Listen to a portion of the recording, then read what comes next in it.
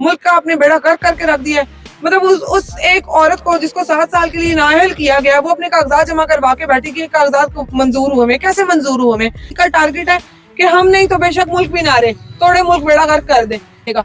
उल्लू के पट्टों, जब तुम लोगों के पास वो डाटे नहीं आते, इतनी तुम लोगों की औकात नहीं है, तो जब तुम लोगों ने यहाँ बंदे उठाने हैं तो तुम लोगों का कौन सा बाप आता है तुम लोगों को कहने के लिए कि बंदे उठा के ले जाओ? कसूर क्या है? मतलब अगर आपने अजहर मशवानी को उठाया तो मुझे उसका कसूर बताएं। सिर्फ ये कि वो हक की राह पे खड़ा हुआ है, वो खान की टीम का हिस्सा है। बिस्मिल्लाहिर्रहमानिर्रहीम। नाज़रीन, मेरे साथ पीटीआई की वो शेरनी मौजूद है जो हर मैदान में फ्रंट लाइन पे लड़ती हैं और हर एक को फ्रंट लाइन पे नजर आती हैं। ताइबा राजा साहबा, इनसे जानेंगे कि मशवानी साहब को गिरफ्तार कर लिया गया, आज ये बहुत परेशान है, क्या कहती हैं? अस्सलाम वालेकुम जी। वालेकुम अस्सलाम जी। मैं मुसलसल आपको देख रहा हूँ कि आप आज बहुत ज्यादा परेशान है, क्या वजह है? देखिए जी, अजहर मशवानी जो है ना, वो सिर्फ टीम हेड नहीं है, मतलब उनका अपना पीटीआई का एक सोशल टीम हेड वो रहे हैं। उनको हम लोग फैमिली फ्रेंड्स भी हैं, जानते हैं। उनकी भी बेगम मेरी बहुत अच्छी दोस्त है, बहनों की तरह। हमारे लिए परेशान कौन बात यह है कि बिना बताए एक तो उनको अगवा किया गया, शाम में फिर जब हमने शोर मचाया तो हमें पता था जी कि एफआईए लेके गई है, बिना वारंट्स के लेके गई है। अभी मेरी कुछ देर पहले बात हुई फलक और सनम से, तो उनके घर के बाहर फिर पुलिस खड़ी हुई है। मतलब तमाशा लगा हुआ है। हम लोग बोल नहीं सकते, अपने मुल्क में हम बोल नहीं सकते ना। इस मुल्क में किसी को ये याद है कि अपनी बहन बेटियां हैं, मुल्क की बेटियां हैं। मतलब एक अजीब सा तमाशा चल रहा है, जैसे हम जंगल में रह रहे हैं और जानवरों के जो है ना वो अंडर हम लोग रह रहे हैं। इनको कोई तमीज नहीं है। आपने कभी कहाँ से, कसूर क्या है? मतलब अगर आपने अजहर मशवानी को उठाया तो मुझे उसका कसूर बताएं। सिर्फ ये कि वो हक की राह पे खड़ा हुआ है, वो खान की टीम का हिस्सा है। उसने अपना फ्यूचर छोड़ के खान साहब को चुना हुआ है कि जी वो अपने काम क्या कर रहा है, हक हलाल कमा रहा है ना। सिर्फ हक पे बोलना इतना बड़ा जुर्म है कि आप लोग बगैर वारंट्स के मुंह उठा के आते हैं और बंदा उठा के ले जाते हैं। मतलब आप लोगों को बिठाया गया कि आप मुल्क और कौम की हिफाजत करें।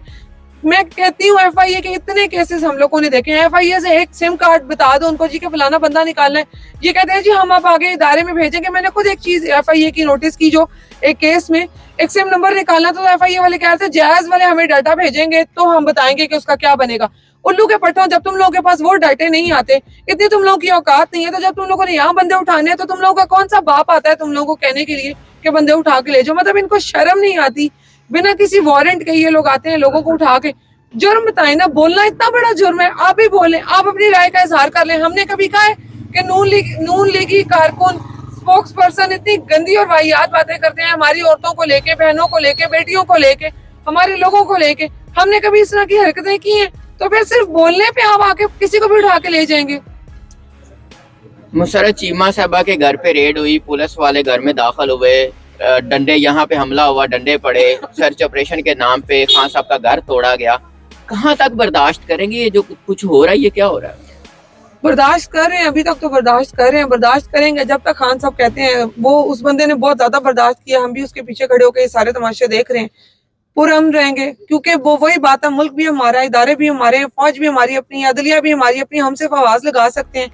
बहुत बार ये बात की है, बहुत बार ये बात की है कि घर के किसी फर्द पे जब कोई बात होती है ना, तो वो अपने सरपरस्तों के पास जाता है कि जी मेरे साथ ये मसला है, इस मसले का हल करें। उसी तरीके से अवाम अपने इदारों को आवाजें लगा रही है कि जी ये मसला है, ये देखें हमारी चॉइस ये है, हम यहाँ स्टैंड करें, ये हमारी अपनी राय है, हम इस राय से नहीं हटेंगे। तो फिर आप इदारों को देखना है कि जब अवाम एक जगह पे डट के खड़ी है तो आप उनके साथ स्टैंड लेंगे, या आपने जाती उमरा की डाइन की ख्वाहिशात पे पूरा मुल्क रगड़े पे लगाना है, तो फिर ठीक है, देख लेते हैं। हर एक को नजर आ रहा है, हर एक को नजर आ रहा है कि नून लीग का टारगेट क्या है। नून लीग का टारगेट है कि हम नहीं तो बेशक मुल्क भी ना रहे, थोड़े मुल्क बेड़ा गर्क कर दें। लेकिन अवाम कहाँ खड़ी है? अवाम बार बार अपने सरपरस्तों को आवाजें लगा रही है और कह रही है जी हम आपके साथ खड़े हैं। किसी की ऑडियोज है, वीडियोज है, अवाम को कोई लेना देना नहीं, हमारा कोई लेना देना नहीं। हमारा मसला महंगाई है, हमारा मसला हमारे मुल्क का अमन है, हमारा मसला हमारे अपने मसाइल है। तो हम आपको बार बार आवाज देते हैं, लानत भेजें आप, ऑडियोज पे लानत भेजें आप, वीडियोज पे आप स्टैंड लें, हम आपके साथ खड़े हुए हैं, अवाम आपके साथ खड़ी हुई है। तो फिर थोड़ा सा जिगरा दिखाएं, आगे आए, इस चीज पे स्टैंड लें, मुल्क बचाएं। पीटीआई का सोशल मीडिया बड़ा एक्टिव है, जिसमें अजहर मशवानी का बड़ा मतलब है काम है, बड़ा पार्टिसिपेशन है, या बड़ा एक अपना किरदार है। तो आप क्या समझती हैं कि पीटीआई का सोशल मीडिया कमजोर करने के लिए अजहर मशवानी को उठाया गया? बिल्कुल ऐसा ही है, जलसे को रोकने के लिए शायद ये हरकत की गई है। जलसे क्योंकि बहुत अजहर मशवानी क्योंकि पीटीआई सोशल टीम के हेड है, तो उन्होंने बहुत सारी सोशल नेटवर्किंग पे चीजें देखनी होती हैं। तो मे भी उनसे उन्होंने कोई मालूमात निकलवानी हो, मे भी उस जलसे को, ऑब्वियसली जलसे को कमजोर करने के लिए कि नहीं होगा, प्रेशर डाल लेंगे। लेकिन आप एक मशवानी चले, वो तो पीटीआई टीम का हिस्सा है, वो पेड पर्सन है, चले वो समझ आती है। जो बाकी अवाम आपके सामने खड़ी है, सोशल एक्टिविस्ट खड़े हैं जिनके घरों पे आप छापे मरवा रहे हैं, वो तो पीटीआई लीगल टीम का हिस्सा नहीं है, वो तो किसी तरह से भी पेड एक्टिविस्ट नहीं है, वो आम अवाम है।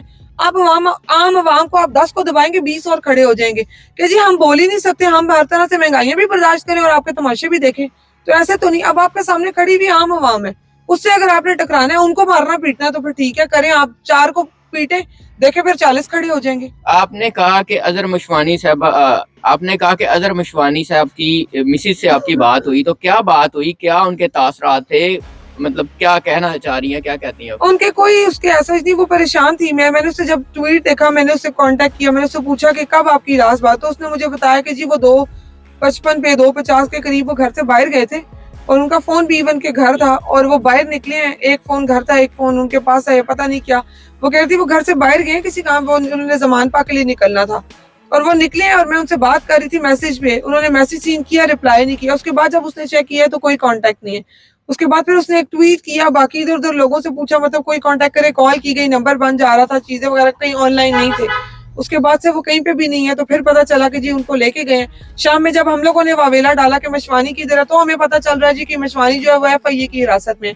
अभी फिर कुछ देर पहले मियां अली इशफाक ने भी ट्वीट किया कि वो ये केस खुद देखेंगे, तो फिर आई थिंक वो अब देख रहे हैं, अब कुछ देर में पता चल जाता है। पार्टी की जानब से फैमिली के साथ किसी का कोई राब्ता हुआ है? उनकी मिसेज ने बताया हुआ होगा ऑब्वियसली, अभी तक अंदर का नहीं पता कि क्या बात हुई है। मैं बता रही हूँ ना, हमें वो नहीं है कि हमें अंदर पहुंचा दिया जाए, हम खान से बड़े को डायरेक्टली लिंक्ड है कि हमें पता हो खान साहब की अगली कार्रवाई क्या है या क्या उन्होंने करना है, क्या उन्होंने बात करनी है। अगला लाए अमल तो खान साहब बताएंगे, उनकी लीगल टीम बताएगी। हम तो आम अवाम है जो रोज यहाँ आते हैं। लेकिन अगर आपने इस तरीके से आवाजें दबानी है तो ये हम बैठे हैं, आप एक काम करें, सबको आए यहाँ से एक साथ उठाएं, सबको एक साथ उठा के ले जाए सारी आवाजें, ताकि एक साथ बंद हो। ऐसे एक एक करके तमाशा करके आपने अपने लिए नफरत फैला ली भी और जो बढ़ती जाएगी। आप जिसको उठाते हैं वो कौमी हीरो बन जाता है। मतलब आपसे इतनी नफरत है, अवाम को इतनी नफरत है कि आप जिसको उठाते हैं वो हीरो बन रहा है और आप लोगों को गालियां पड़ रही हैं। अभी आपने रमजान में भी अगर गालियां खानी है तो ठीक है। मरियम नवाज साहबा को क्या कहेंगे? मरियम नवाज साहिबा को इलाज की जरूरत है, उनके लिए कोई पैगाम नहीं है। वो उन्हीं का किया दर्द, उन्हीं की नाजायज ख्वाहिशात पे हम इस जगह पे खड़े में, ना किसी लिहाज से मुल्क देखा जा रहा है। मुल्क का आपने बेड़ा कर करके रख दिया है। मतलब उस एक औरत को जिसको 7 साल के लिए नाअहल किया गया, वो अपने कागजात जमा करवा के बैठी कि कागजात को मंजूर हुए में, कैसे मंजूर हुए में? अगर आपने मुल्क में किसी भी एक इंसान को कहा है कि 7 साल तक तुम्हारी तो जरूरत नहीं है कि तुम किसी भी तरह से लीगल वे पे आके तुम इलेक्शन लड़ सको, अगर वो किसी भी घराने से है, पैसा है नहीं है, वो नहीं आ सकता क्योंकि वो पाकिस्तानी शहरी है, उसको अदलिया की तरफ से इजाजत नहीं है, वो नाअहल है। तो मरियम बीबी आसमान से उतरी है कि 7 साल के लिए नाअहल है और उसने अपने कागजात उसके घर गए, जी ये ले बीबी जी साइन करके दें। क्यों भाई, किस वजह से? मतलब वो आसमान से उतरी है, उसके पर निकले हुए, तमाशा लगा के रखा हुआ है। तो फिर आवाम जवाब मांगती है ना आपसे। आप लोगों ने क्या समझा हुआ? ये नाइयों मजदूरों दाइयों के बच्चे हैं कि बोलेंगे नहीं, ये बोलेंगे। या हम अवाम है, ये मेहनत करके हलाल कमाती है, हलाल खाती है, ये तो बोलेगी। ये तो आपसे 10 दफा पूछेगी जी कि अगर मैं नाअहल, कोई औरत है, कोई आदमी है, वो आपसे कहेगा मैं अगर नाअहल होता, मैं अगर इलेक्शन में नहीं आ सकता तो ये औरत कैसे आ गई? अब ये एक साफ आराम एक सीधा सा सवाल है। अगर इसमें आपको इतना गुस्सा आ रहा है कि आपने क्रैकडाउन करना, तो फिर आप लगे रहे, देखते हैं फिर। बहुत शुक्रिया।